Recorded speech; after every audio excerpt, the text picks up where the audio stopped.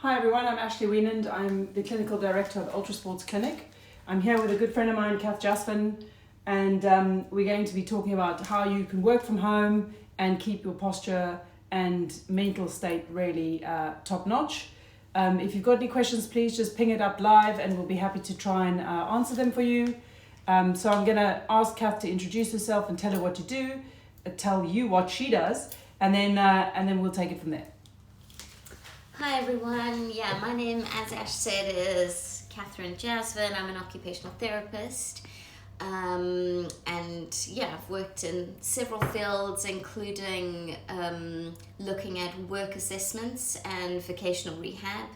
So quite aware of the do's and don'ts of what to do in the workplace and how to sit and how not to sit. So hopefully you'll find this session quite valuable, and we've been challenged by having to work from home during these unprecedented times that we find ourselves in. So what would you say are your top tips of when working from home? What to avoid? So for me, I think probably the bottom line is that from a physical perspective, you're really needing to be taking care of your back.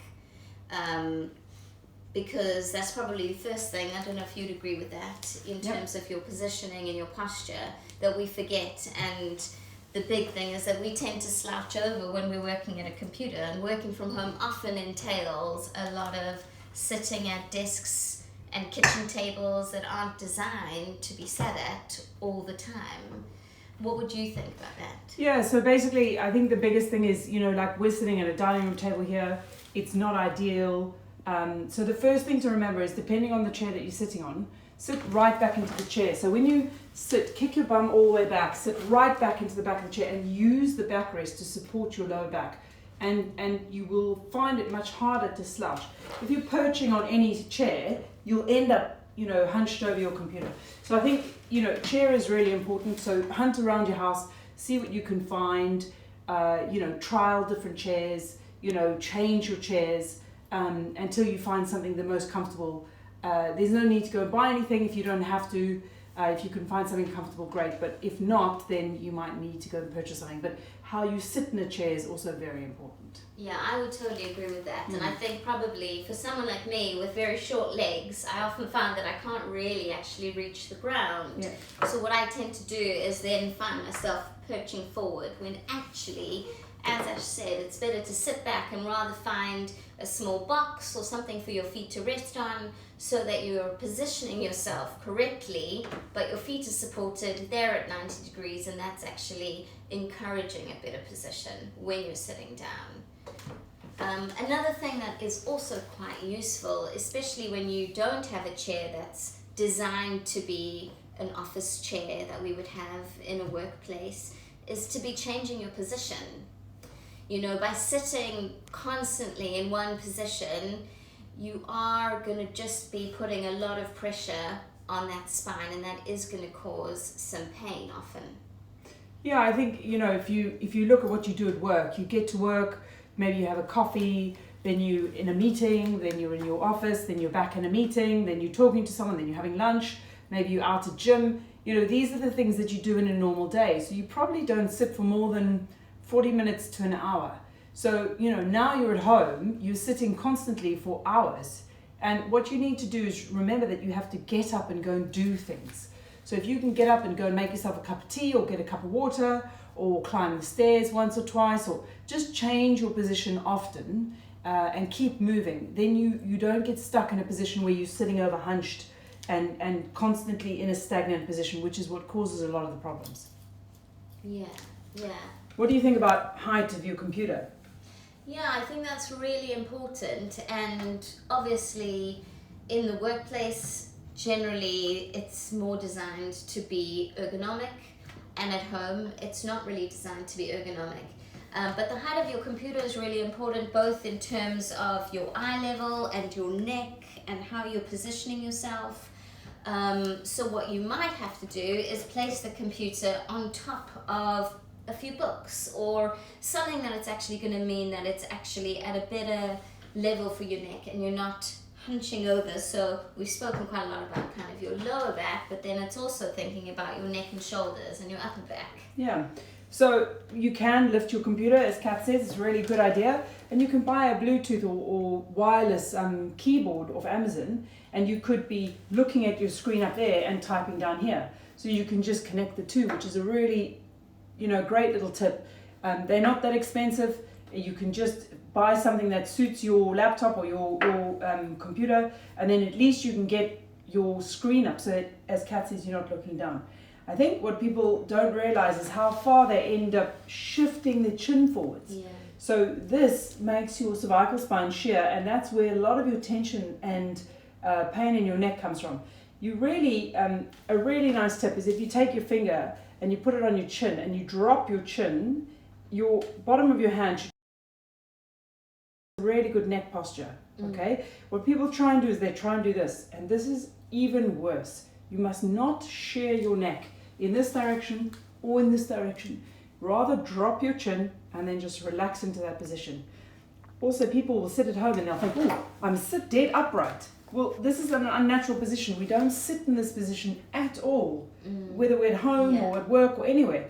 So yes, it's okay for you to sit up a little bit every now and again, but actually what you want to do is, as I said before, sit right into the back of your chair and relax into it, and make sure that your chin, if you take the little posture check, is there. Okay, we don't want to see this, and we don't want to see this. This is not good posture. And how you hold your chin and how you hold your neck and how you hold your head and how you hold your shoulders will relate in how much pain you have around those areas. And it's really, really, really important to make sure that you have the right posture to do the right thing. Yeah. Of course, we've also spoken about, we've spoken a lot about the back and necks, but we haven't really spoken about your wrists and your hands, which also take a beating when you're constantly using a mouse, and your hand is, your wrist is in an extended position, or you're constantly typing, they also take a little bit of a beating. Completely. I mean, at the end of the day, if you hold your arm out like this, even if I give you the smallest of things to hold, after a couple of minutes, you're going to start complaining. So why we use our mouse out here is no good, right? You should really tuck your chair in properly. You should have your elbows by your sides or as close as you can get, and your hands slightly higher than your elbow. And really not here, not there. Because if you hang your arm out all day long, it's going to cause a lot of pain, and it's gradually going to creep up on you. So keep your mouse close. Keep your elbows by your side. Try and keep your computer close. Don't have it far away, because the further away you go, the longer and the harder it gets. Yeah. I mean, a nice way to change it up is to stand a bit. Exactly. And I was going to say, if you have an option of actually standing up and putting your computer on a high space, I mean, I do that, and I just put it on a chest of drawers, which is a good space for me, and then I'm standing and doing exactly the same job, except I'm standing up. What it does is, apart from a physical perspective, it also gives you another boost of energy because you're changing position. And I think, working from home, we also have that intrinsic motivation, which can be quite difficult, and movement really helps with that. Yeah. And again, when you're standing, when you find something, again, elbows by your side, and you should be at this sort of height, and if you have your extra keypad, you can then lift your screen a little higher so that you're not staring down like this. The worst thing you can do is stand and work on something at this height. This is not going to work. It needs to be up here, and your screen needs to be a little higher, and then you use your extra keyboard down here. So it's really important when you're standing that you stand equally on two legs. Okay, don't hip hitch. So hip hitching is where you stand on one hip. So you just put all the weight on one leg, or you stand with an arch. Don't stand with an arch. Try and stand equally between two legs. If you bobble the legs, then you know that it's relaxed. You're not throwing your knees back and hitching into extension. And people who stand all day for their jobs, Kath and I stand a lot in our jobs. We know how to stand. We stand loads. We have good muscles for standing. If you've never stood and worked before, again, 20 to 40 minutes, it's enough. Go and do something else, then come back and another 20, 40 minutes, then maybe sit for a bit. Just keep changing it up. Don't think that you can stand all day, because I'm telling you now, it'll ache. Your lower back will ache, your knees will ache, your feet will ache. Stand in good shoes. And just remember, are you standing well? Are you standing on both legs? Can you bobble your legs? Can you move about? Can you do the things that you really want to do with those, with the pelvis in line? Yeah. What? Yeah. A question just come in. Any stretches to do to help sore lower backs increased while sitting? Yes, I mean, there are lots of stretches that you can do via lower back. We'll post some on the Instagram page tonight. It's a little difficult to show at the moment, but there's really, when you're stretching a lower back, you should stretch from the lower back all the way into the glutes and into the hamstrings. You should do the whole lot, not just one little section. So, there's lots you can do, but really a lower back stiffness or pain comes from being stagnant more than anything else, or very bad sitting or standing posture. So if you're moving about or correcting your standing and sitting posture, you will get better. But we will set up some exercises tonight on our Instagram page, so please look out for those, and you can take that away with you. Yeah. And Ash, what about, because upper back stretches and neck stretches are also important. Yeah. Because that is all linked and everything takes a strain if your postural alignment isn't correct, either in sitting or standing. Yeah, so your thoracic spine is really important. That's sort of the area of spine between your shoulder blades and a little lower. And it will get stiff and sore when you're typing and you're hunching over all the time. So that's really important. And it's not just getting it into extension, it's also the rotation of it that's so important. And again, we'll put up some nice little top tips on how to keep your spine moving on our Instagram page. So if you want to check those out, you're welcome to, and you can nab them off there. Yeah. What about sitting on a couch? What do you think about sitting on a couch?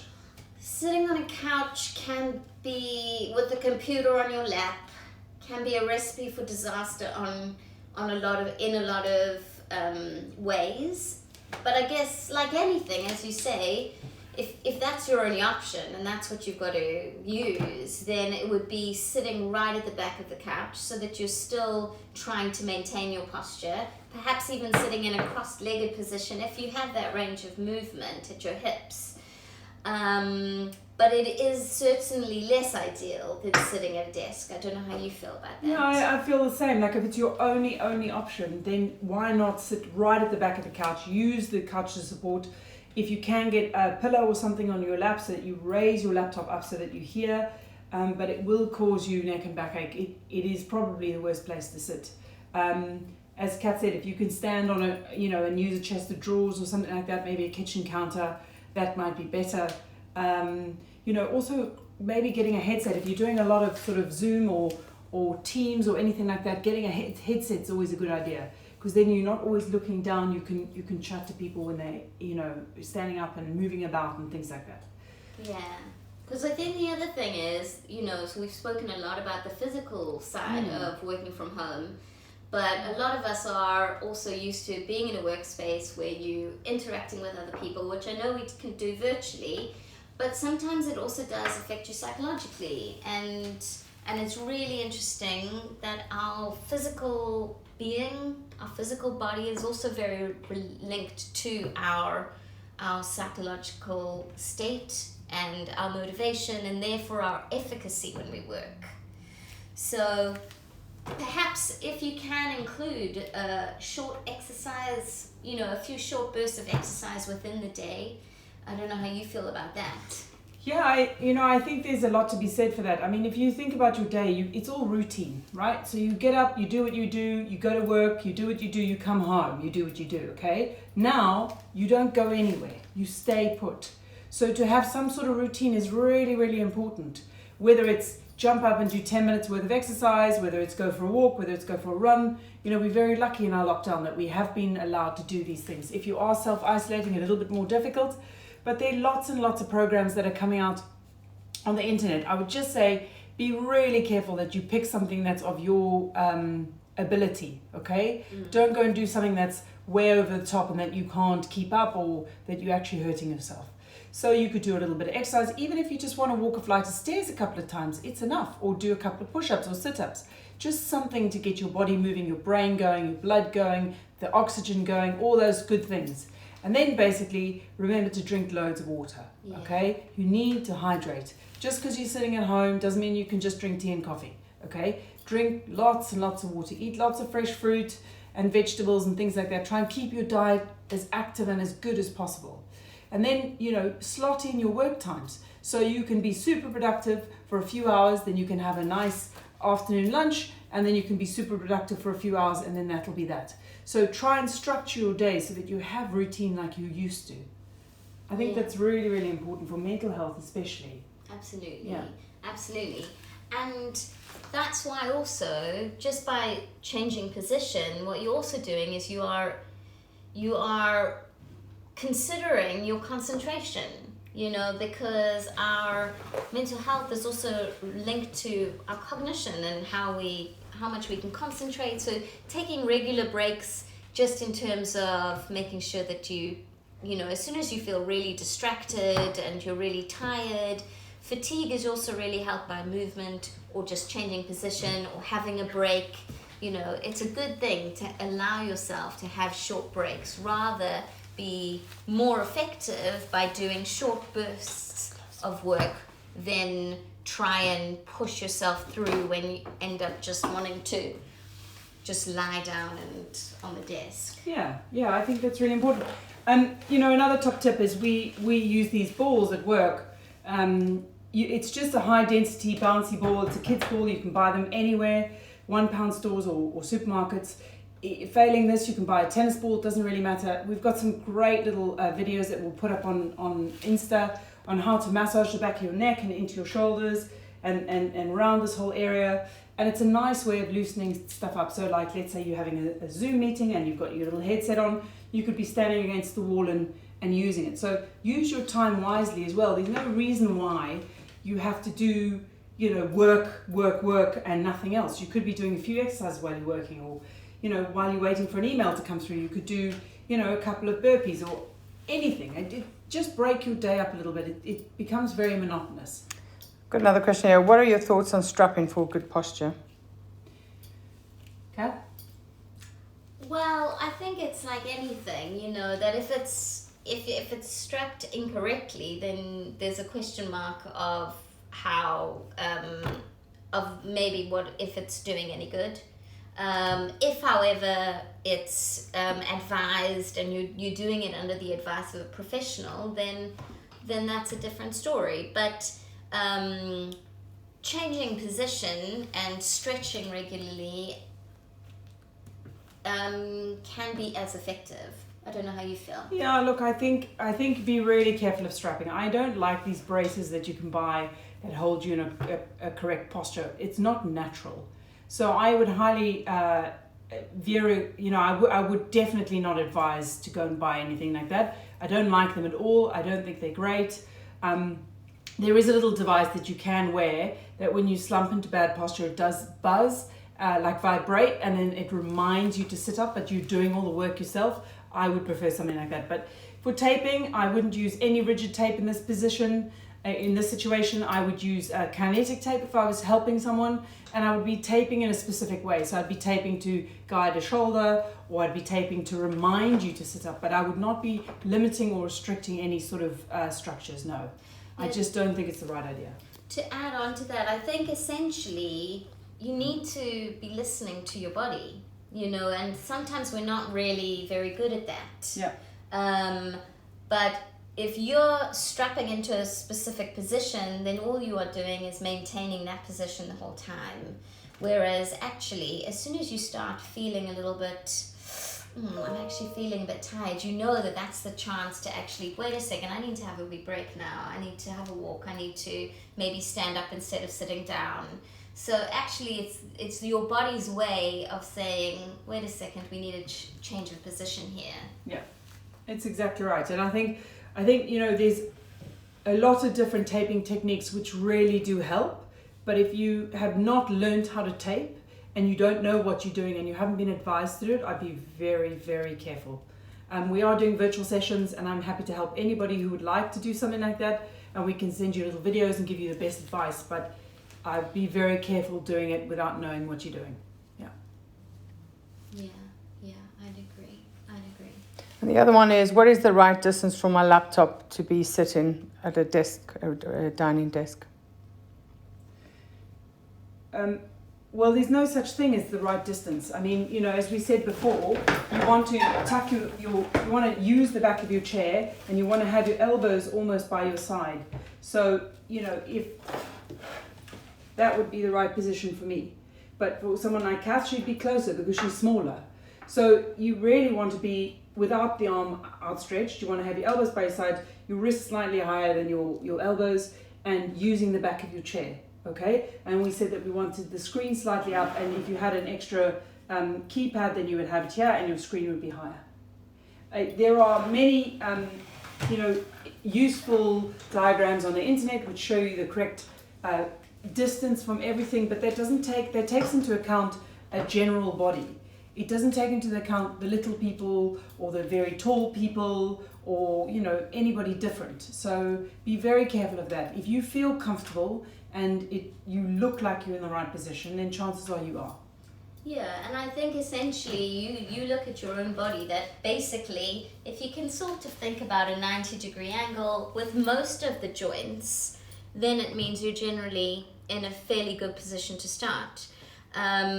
So again, if your laptop is all the way here, then all you're going to be doing is making that lever really long, and that's just going to cause you a whole lot of strain in your arms and your neck and everything, because everything's linked at the end of the day. I guess the other thing that I would say is just be careful also not to do too much twisting and trying to, while you are typing, and think, you know, because that's also, you really do want to be straight on looking at your computer so that your spine is in good alignment. Yeah, like, I mean, working in or lying on a bed or working in a bed, I think is really detrimental for your neck, for your back, and all those sort of things. So just try really hard to have boundaries, okay? If you're going to work, you need to be sitting or standing somewhere and make that boundary so that you don't end up in all sort of twisted, bad, you know, extended positions trying to, you know, do what you need to do. In other words, can you recommend any good chairs? And if so, where to buy one? Oh, there are lots of good chairs to buy, and there are a lot of great companies that will support you. And generally, if you go to a proper store like the Back To, there's another one, again, we'll post after this on our Instagram page. There are some great stores. They are very pricey, but they look after you and they set you up properly. And if something wrong with the chair or you don't get on with the chair, they'll come and pick it up and change the chairs. But they are very pricey. So if you're looking for, you know, just something that you can, it's not too expensive. There are some second-hand office stores that are really good. I'm not sure if they're still open, but, you know, I would look online. Yeah. There's no particular one brand. Again, it depends on the height and the weight and the size. How much space? Sorry, absolutely. The size of space that you have. Yeah, the space that you've got, your desk, you know, that's also important. That's something to consider, because obviously it's all very well having a really fancy chair, but it doesn't actually fit underneath the desk, and then you're leaning forward and so on. So like the with two this, of them because it's got a thing underneath it, you couldn't have arms because the arms wouldn't allow you to get underneath. So the chair is really important, but it's just as important as the space it's going to work in. Yeah. So if you do go to a fancier store, you have that comeback, which is excellent. But then if you can't afford that, you know, IKEA does some really good office chairs that are not too expensive. You're spending sort of 50 to 60 quid and they are fairly comfortable. But again, do you have the space for it? Is it the right chair for that desk? It's a very difficult question to answer. Another one is, my hips hurt after sitting too long. What stretches should I be doing? Again, you know, there's lots of hip stretches that you can do. It's going to come in with our back stretches. So if you follow us on our Instagram, we'll set some stretches up after this and we'll send them on there. But you can stretch your hips out. It's a really good idea, and you should be doing that with your back anyway. Great. All right. Well, I think we've covered loads. If you have any questions, you're welcome to get hold of us. We are doing virtual sessions online at Ultra Sports Clinic. You can either book online or call our reception on 0203 893 5100. But yeah, thanks so much for joining us. And keep healthy and keep fit and keep socially distancing, and good luck.